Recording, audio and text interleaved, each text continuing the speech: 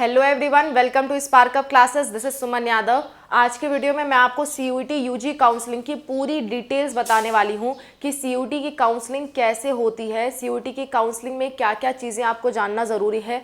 हर एक डिटेल्स आज के वीडियो में मैं आपको बताऊंगी। So let's start the video. CUET UG counselling, देखिए सीयूईटी यूजी काउंसलिंग की अगर हम बात करें तो पहले क्या होता है, सबसे पहले सीयूईटी का आपका फॉर्म आता है। सीयूईटी का फॉर्म आने के बाद उसका जो है एग्ज़ाम होता है। एग्ज़ाम होने के बाद उसका जो है काउंसलिंग स्टार्ट हो जाता है, काउंसलिंग, और बीच में ही आपका जो है रिजल्ट आता है। अब आप कहोगे मैम रिजल्ट से पहले काउंसलिंग? हाँ, सीयूईटी में ऐसा कई बार देखा गया है कि रिजल्ट से पहले काउंसलिंग होती है। और कौन से वो कॉलेज हैं जो रिजल्ट से पहले काउंसलिंग कराते हैं? वो दो कॉलेज हैं, वो है आपका बीएचयू और दूसरा कॉलेज है आपका डीयू। इनमें जो काउंसलिंग का रजिस्ट्रेशन है वो आपके रिजल्ट से पहले ही स्टार्ट हो जाता है। अब कुछ बच्चे कहेंगे हम रिजल्ट आने के बाद क्या इसमें रजिस्ट्रेशन कर पाएंगे, तो वो तो डेट पे डिपेंड करेगा जो डेट वो लोग निकालते हैं। हालांकि पिछले साल के मुताबिक बताऊं तो नहीं, आपको पहले रजिस्ट्रेशन करना होता है, उसके बाद रिजल्ट आता है, उसके बाद फिर आगे की प्रोसेस होती है। कई स्टेप में इन दोनों की काउंसलिंग चलती है, ठीक है। तो ये दो ऐसे कॉलेज हैं जिनकी काउंसलिंग जो है रिजल्ट से पहले स्टार्ट हो जाती है, और रिजल्ट से कुछ ही दिन पहले स्टार्ट होती है, ज़्यादा दिन पहले नहीं। रिजल्ट से कुछ ही दिन पहले, मान के चलो 10 दिन पहले स्टार्ट होती है। जब स्टार्ट होगी मैं आपको पूरी इन्फॉर्मेशन दूंगी। सीयूईटी यूजी की हमारी एक पूरी प्लेलिस्ट है, उसमें हम लोग पूरी इन्फॉर्मेशन आपको देंगे। डिस्क्रिप्शन में प्लेलिस्ट मिल जाएगा और वीडियो के लास्ट में भी मिल जाएगा, ठीक है। सो काउंसलिंग आपकी बीएचयू और डीयू के पहले स्टार्ट हो जाती है, बाकी सबकी काउंसलिंग रिजल्ट आने के बाद स्टार्ट होती है। अब काउंसलिंग क्या होता है, काउंसलिंग समझो क्या होता है। काउंसलिंग देखो कई सारे स्टूडेंट्स को नहीं मालूम होता, तो मेरा क्लियर करना काम है। काउंसलिंग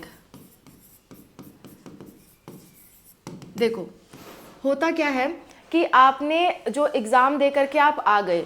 अब एग्ज़ाम दे के आने के बाद आपका रिजल्ट आ गया, मान लो आपके अच्छे मार्क्स आ गए, तो कॉलेज वालों को कैसे पता कि आप किस कॉलेज में जाना चाहते हो? इंडिया में बहुत सारे कॉलेज हैं और सीयूईटी के अंदर वो सारे कॉलेजेस आते हैं, हज़ारों की संख्या में कॉलेज हैं। तो उन्हें कैसे मालूम कि आप किस कॉलेज में एडमिशन लेना चाहते हो? तो काउंसलिंग में यही चीज़ भरवाई जाती है आपसे कि आप किस कोर्स में, किस कॉलेज में एडमिशन लेना चाहते हो, वो भर करके दो। फिर आपके मार्क्स जिस हिसाब से होंगे उस हिसाब से आपको कॉलेज मिलेगा, ठीक है। ऐसा होता है। तो काउंसलिंग मतलब एडमिशन प्रोसेस। काउंसलिंग मतलब क्या है? काउंसलिंग मतलब है आपका एडमिशन प्रोसेस।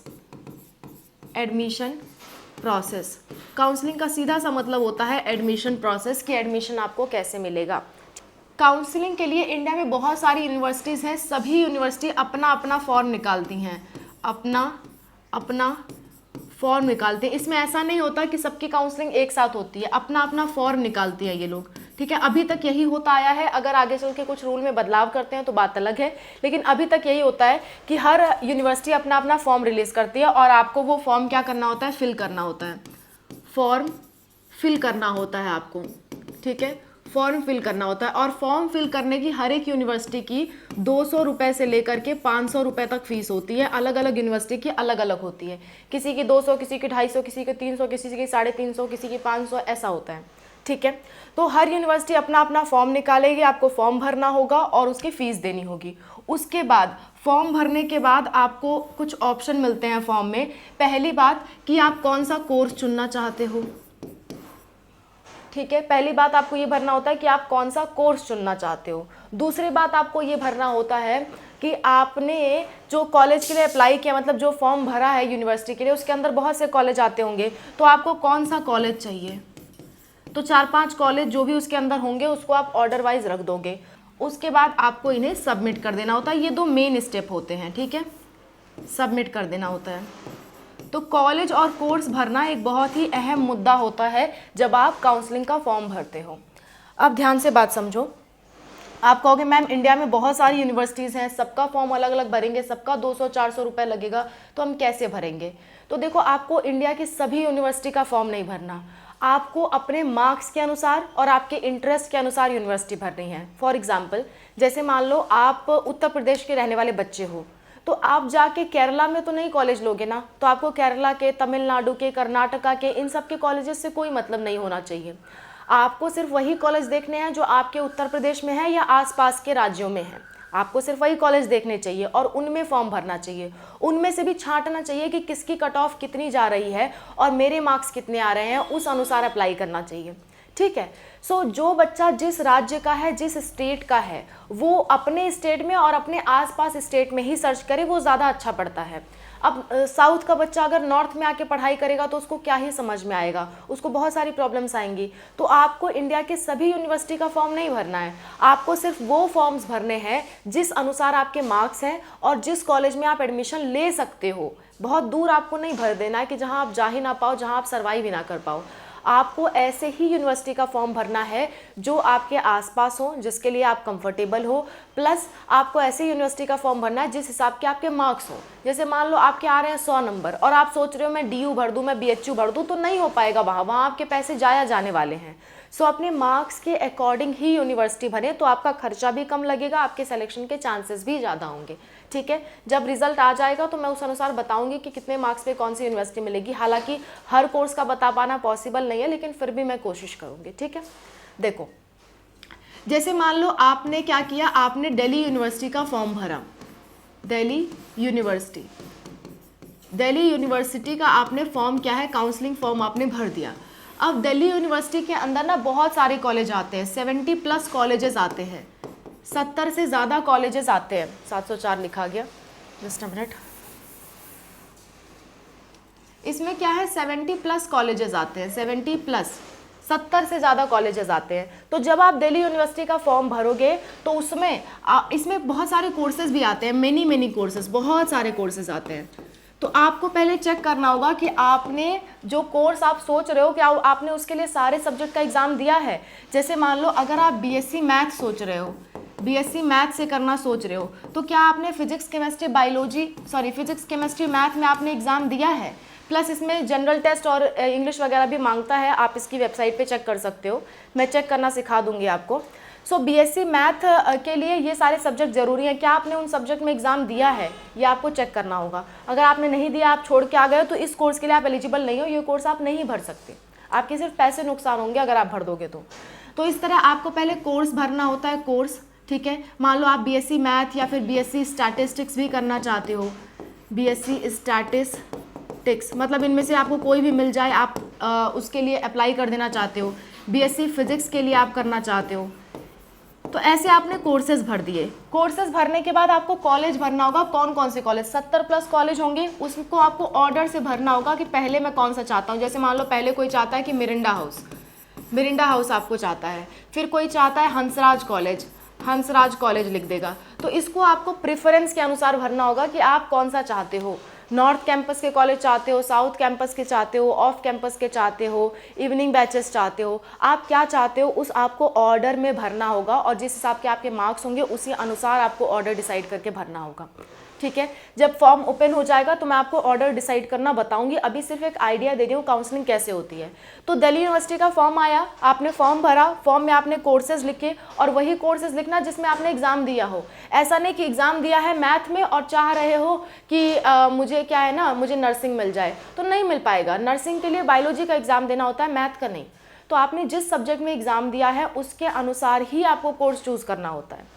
ठीक है, तो कोर्स आप भरोगे, प्लस आप कॉलेज भरोगे ऑर्डर वाइज कि कौन सा कॉलेज की आपकी प्राथमिकता ज़्यादा है, और इसको भी ऑर्डर वाइज भरना है। जैसे मान लो आप चाहते हो काश BSc मैथ मिल जाता, लेकिन अगर ये नहीं मिला तो स्टैटिस्टिक्स, अगर ये नहीं मिला तो फिजिक्स, तो ये ऑर्डर होना चाहिए। ऐसा नहीं कि आप चाहते थे मैथ और आपने फिजिक्स को पहले रखा है, ऐसे नहीं करना है। कोर्स भी आपको ऑर्डर वाइज भरना है और आपको कॉलेज भी ऑर्डर वाइज भरना है। उसके बाद इसका फॉर्म खत्म हो गया, ठीक है, फिर आप ऐसे ही अगला फॉर्म भरोगे। दूसरा फॉर्म होगा, मान लेते हैं आपका BHU का, बनारस हिंदू यूनिवर्सिटी। बनारस हिंदू यूनिवर्सिटी में भी बहुत सारे कोर्सेज हैं, मेनी कोर्सेज, बहुत सारे कोर्सेज है, लेकिन सभी में तो आपको नहीं जाना है। आपका तो कुछ तो आपने चुना होगा ना किस कोर्स में जाना है, तो आप उस कोर्स को भरोगे, कोर्स, और चेक कर लेना उस कोर्स के लिए जो सब्जेक्ट मांगे गए हैं वो सब्जेक्ट में आपने एग्जाम दिया है या नहीं। इसके बाद फिर आप कॉलेज भरोगे, कॉलेज, ठीक है, कॉलेज भरोगे और इसके लिए आप फीस पेमेंट करोगे। ऐसा कुछ प्रोसेस फिर BHU में होता है। ऐसे ही हर कॉलेज में उसका फॉर्म भरोगे, कोर्स चुनोगे, उसके अंदर आने वाले कॉलेजेस चुनोगे। ठीक है, समझ गए बात को। ऐसे कुछ आपकी काउंसलिंग चलती है और इसमें कोई सिक्योरिटी मनी आपकी नहीं लगती है। सिक्योरिटी मनी इसमें नहीं जमा करनी होती है। नीट में सिक्योरिटी मनी लगती है, इसमें नहीं लगती। इसमें एडमिशन के बाद सिक्योरिटी मनी लगती है। इतनी बात समझ में आ गई आपको। अब काउंसलिंग के दौरान दो और बातों का आपको ध्यान रखना है। पहली बात तो ये कि आपको टाइम टू टाइम चेक करते रहना है कि कॉलेज अलॉट हुआ या नहीं, कॉलेज अलॉट हुआ या नहीं। अगर आप नहीं चेक करते हो तो कॉलेज अलॉट होने के बावजूद अगर टाइम निकल जाता है, आप कॉलेज में नहीं जा पाते हो, तो उस केस में आपकी सीट कैंसिल कर दी जाती है।